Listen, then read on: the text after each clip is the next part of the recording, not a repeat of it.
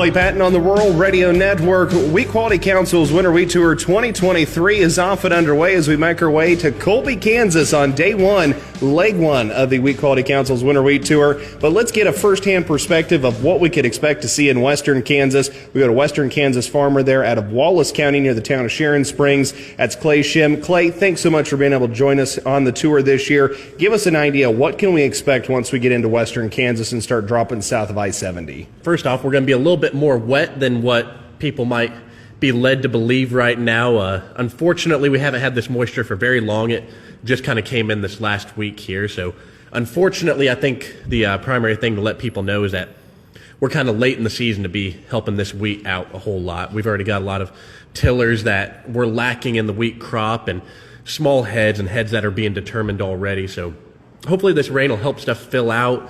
I'm fortunately in the area that we got a little bit of snow to help the wheat come up and get a little bit of growth, but really when you start getting much south of me, you've got a lot of guys down there that have had a lot of wheat fields that have either been abandoned or are just now coming up. I was actually talking with a guy a couple of days ago that this rain has just gotten his wheat to poke out of the ground. And for the people that might not know, which I don't think there's many of you guys out there, but when the wheat is just poking out of the ground now, you don't really expect much for the yield.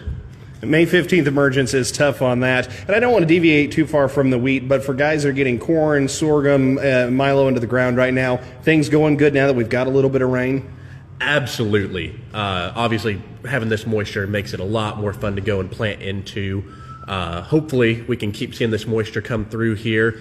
I know I've seen some forecasts that they're calling for a little bit more wet May going in here, but you know, you always want to play that little bit of safety net of not trying to bank on the moisture. So I know a lot of guys have really been getting rolling with the planters now, trying to get crops in the ground and just acting a little bit more happy about what they're going into the ground with here.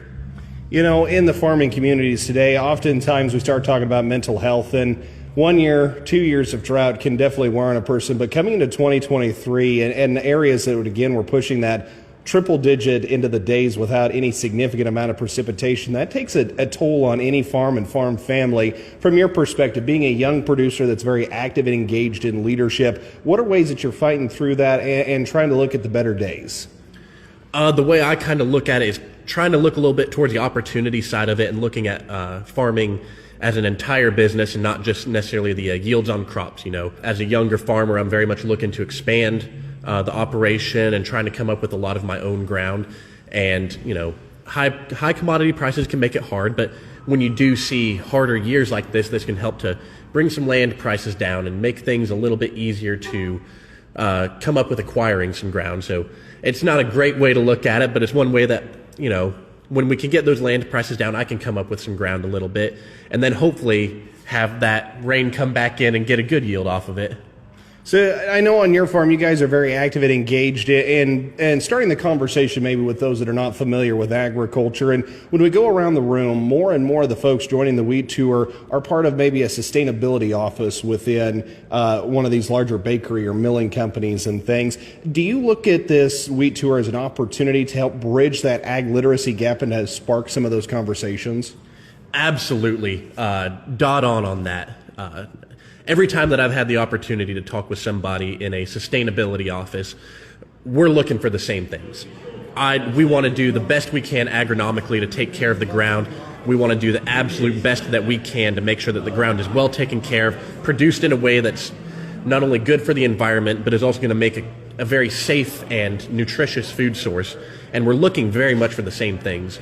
The disconnect that I see is that a lot of times it's even... I'm just going to use this as an example. The first time I heard of a tile line when I was in college, I thought we were talking about kitchen showers and not how to get rid of water from a field, because in my area, to get rid of water from a field is heresy. And so that's the issue we're coming into, is that we're using different terminology for the same things. And just to be able to bridge that and figure out a good way for us to communicate and push forward together towards that same goal is just a really key thing here. And it's really great to have everybody in these milling and baking companies come out and have a full understanding of the issues that farmers are dealing with, but also that understanding of all those farmers out there are really pushing for the best crop they can. And when they don't get that crop, they're not doing it to the detriment of all the environment around them. They're trying to do it for the benefit of it and making sure that even if this year is a rough year, I'm trying to set myself up for success the next year and the year after, which is exactly that sustainability that all these people are looking for. Clay, thank you so much for your time kind of walking us through what the crop looks like, what you're doing as a young farmer, trying to help and lead that next generation. Before I let you go, final closing thoughts, important information I've overlooked, important to our conversation. I think you covered most of it here. The biggest thing I would put on another note of it is that for people to just keep an eye out on social media for the tag, Wheat Tour 23. We're going to have a lot of people out there, and, we're going to be doing our best to get an accurate gauge of the yield, as well as towards the end, we'll start taking a look at how many abandoned acres there are there, and just really trying to give the wheat industry a good outlook at what the Kansas wheat crop is looking at this year. And again, it's Clay Schemm, Western Kansas, Wallace County farmer near the town of Sharon Springs, joining